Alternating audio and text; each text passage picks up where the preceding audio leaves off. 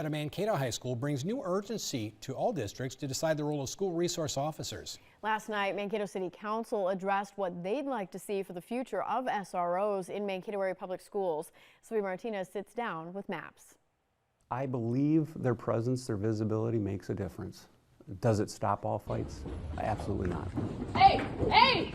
Last Friday, a fight broke out at Mankato East High School, which required a lockdown and police response.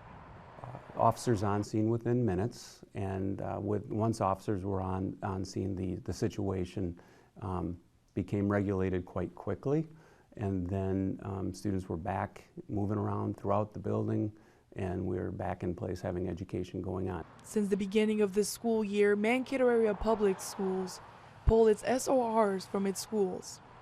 This is because of a new state law that limits district employees, including SROs, from placing students into certain holds, like the prone position.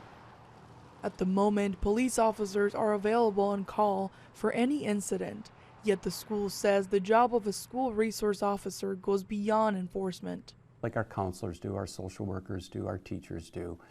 We have a lot of staff trained to do restorative practices with kids, and our officers are part of that. Those SROs are a part of that structure in schools to work with students to prevent fights from taking place.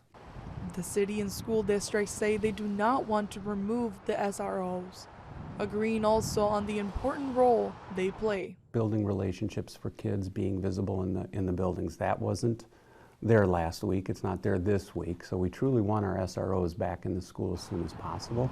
Sophia Martinez, KEYC News Now.